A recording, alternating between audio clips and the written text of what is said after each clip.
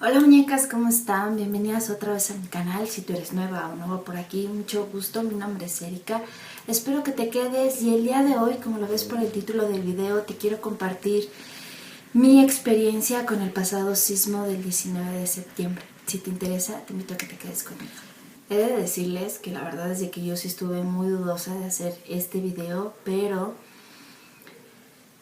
en días pasados empecé a ver videos de gente que estaba compartiendo su experiencia con la finalidad de poder sensibilizar y así darnos cuenta de la importancia de seguir ayudando. Y es por eso que me animé a hacerlo, porque para mí sí es importante que estemos conscientes que aunque ya tenga una semana y media de haber pasado el sismo, la ayuda se va a seguir necesitando. Y en cuanto a mi historia, voy a tratar de ser lo más corta posible porque sí quiero enfatizar más en la importancia de seguir ayudando. Y para empezar a hablar un poquito de mi historia, sí les tendré que decir en dónde es que yo vivo. Vivo en un edificio de 5 pisos y nosotros vivimos en el último piso y vivimos cerca de una avenida principal.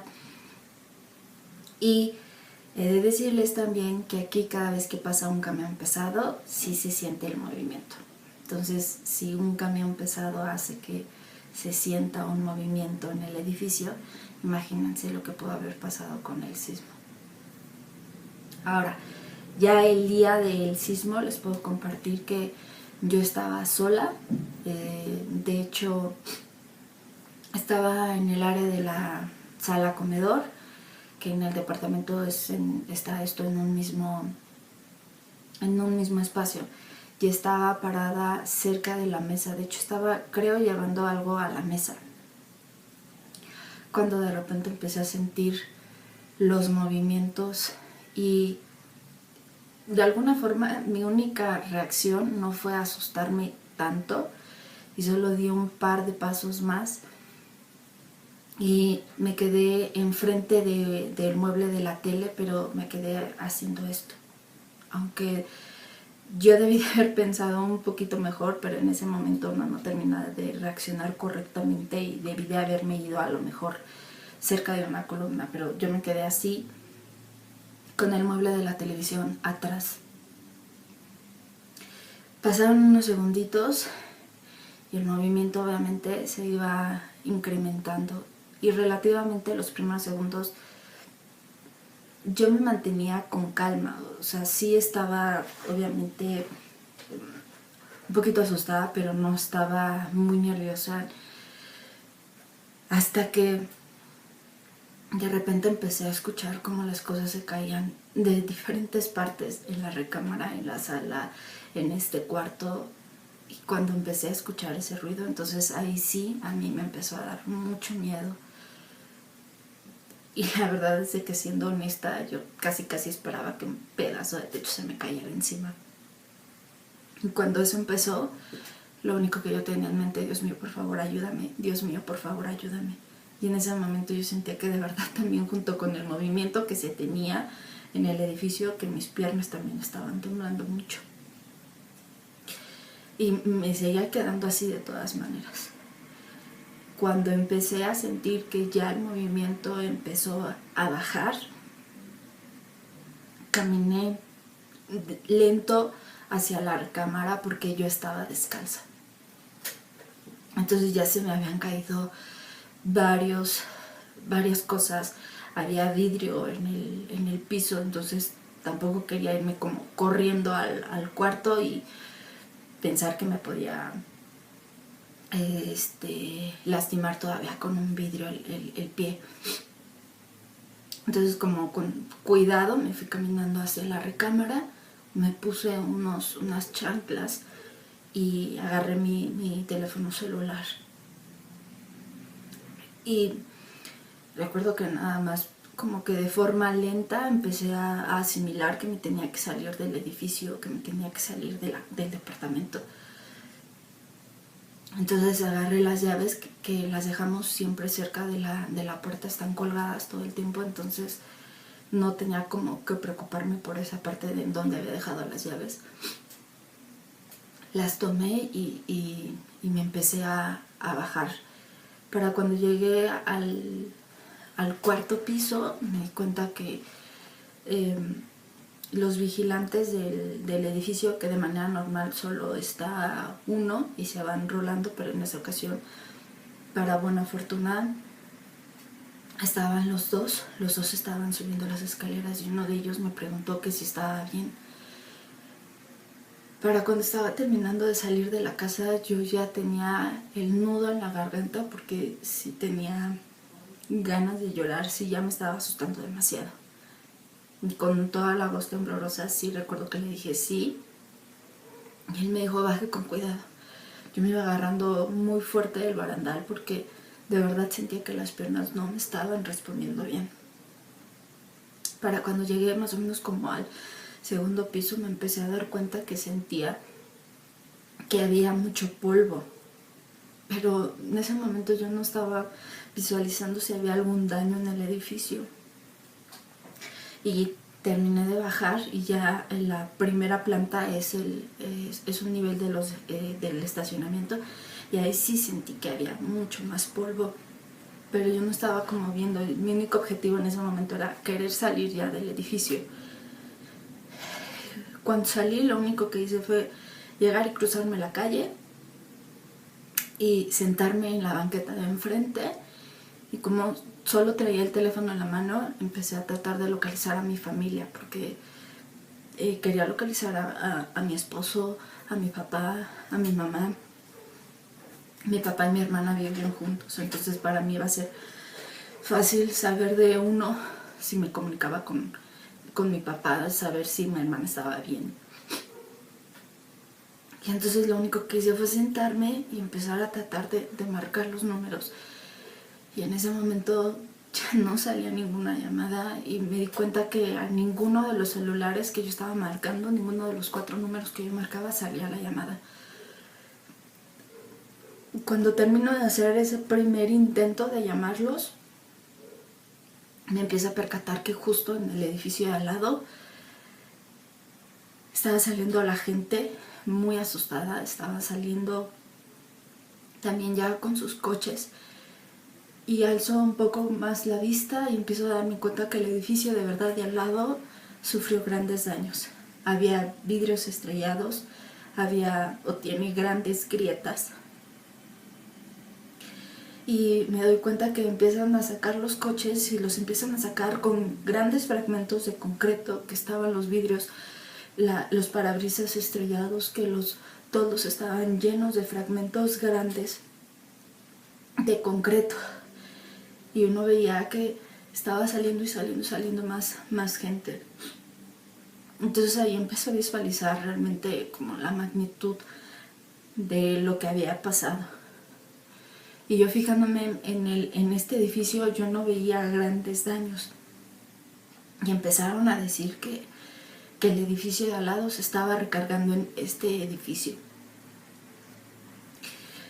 Y yo llegué a asomarme en la mitad de los dos edificios y yo veía que no estaba recargado, pero es que se terminó recargando, dejando más o menos como solo una parte del edificio se recargó. No es que todo el edificio esté recargado, y el otro edificio es 2 pisos más alto que este. Poco después me di cuenta que ya los vigilantes ya habían bajado, y de repente se asoma una enfermera del 6º piso del otro edificio y le empiezan a gritar que se baje, y ella le dice que no nos podemos salir, necesita ayuda, y ella le dice sí, y los 2 vigilantes se metieron a auxiliarla porque ella estaba cuidando a una señora que no se podía mover, y la terminaron sacando en una silla del comedor. Y te das cuenta que la gente seguía muy alterada, y ahí más pánico a mí me empezó a entrar porque no encontraba a mi familia, porque no me podía comunicar, y porque yo marcaba y marcaba números y no podía tener comunicación con ellos. Después me acordé de mis gatos y le dije, ya había pasado como 15 minutos Y dije, yo necesito entrar para ver a mis gatos. Y uno de los vigilantes me hizo el favor de acompañarme. Y cuando entré, nosotros tenemos un gato y una gata. Entonces el gato estaba cerca de todas las cosas que se nos habían caído, de todos los vidrios. Y de repente empecé a buscar a la gata y no la encontraba. Y ella, de manera normal, cuando algo le pasa, se mete debajo de la cama. Y no estaba debajo de la cama. Entonces la empecé a buscar porque yo quería sacarlos. No quería que ellos se quedaran aquí en la casa solos. Para cuando la encontré estaba detrás de un sillón con muchísimo miedo. Ella es una gata que se deja cargar fácilmente, y en ese momento cuando yo la intenté cargar no se dejaba y se veía que estaba muy asustada, pero no quería alterarla más sacándola, aunque sí intenté meterla en una bolsa, pero estaba también como más asustada. Entonces, entre el nervio de poderla sacar y entre que ella estaba asustada, después de un momentito dije, mejor la voy a dejar aquí, mejor los voy a dejar aquí. Volví a salir del edificio y entonces entraron los datos móviles y me di cuenta que yo ya tenía llamadas perdidas por WhatsApp de mi esposo y que tenía un mensaje preguntándome si estaba bien. Y también mi papá y mi hermana, que viven juntos, me habían mandado un mensaje preguntándome si yo estaba bien y diciéndome que ellos estaban bien, porque aparte mi papá vive en una casa de 2 plantas, entonces realmente ahí no había como tanto peligro.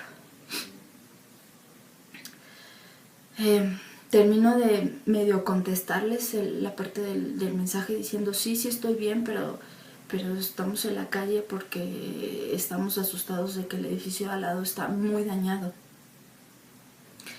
Y en eso entra la llamada de mi esposo, y mi mamá trabaja con mi esposo, entonces él me decía que si estaba bien, y yo le dije que sí. Él me dijo que estaba en Reforma, que es una avenida principal aquí en México, y que se iba a quedar ahí un rato porque empezaban a cerrar calles y que él no se podía mover porque también estaba el peligro de las fugas de gas.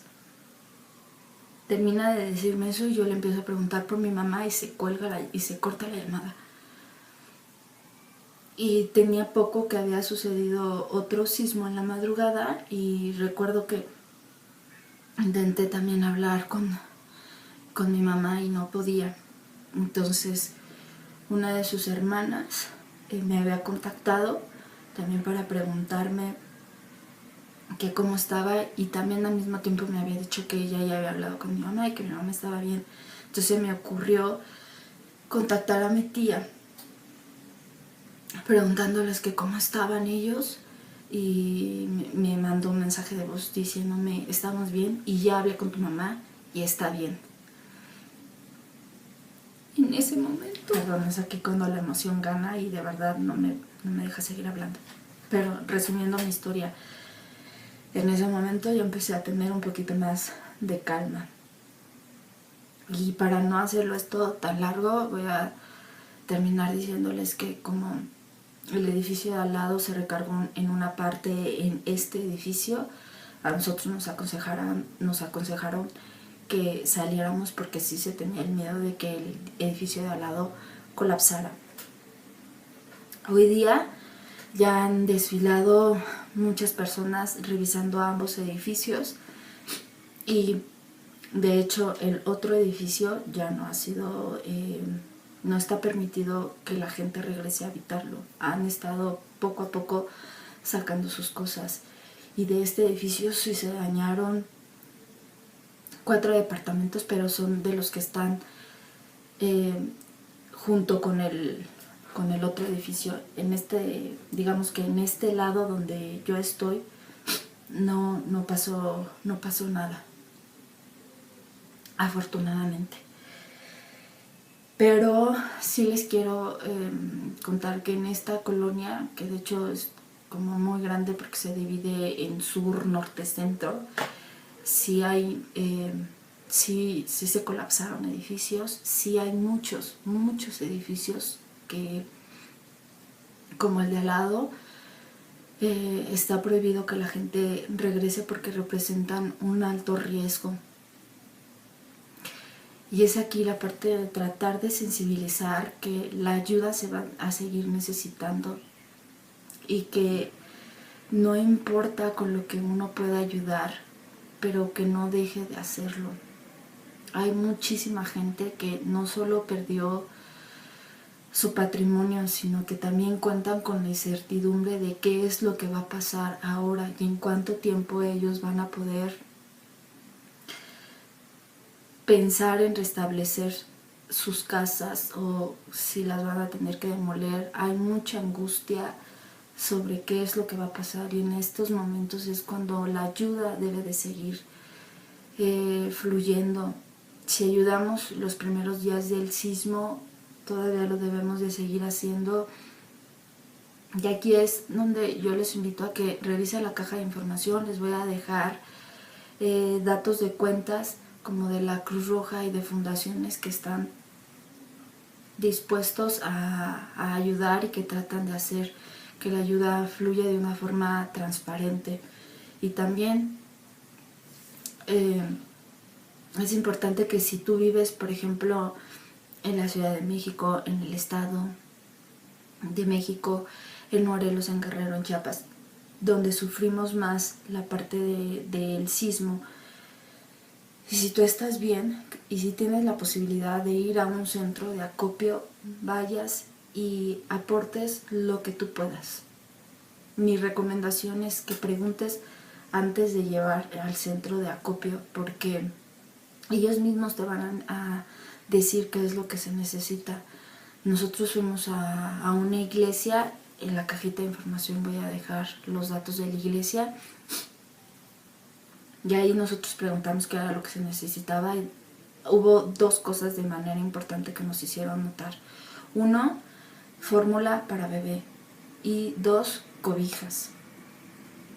Sí se va a agradecer que se lleve comida enlatada, agua, ropa, zapatos, pero cada centro de acopio a lo mejor tiene o ha detectado necesidades diferentes. Es por eso que te invito a que antes de llevar tu ayuda puedas preguntar exactamente qué es lo que están necesitando. En esta iglesia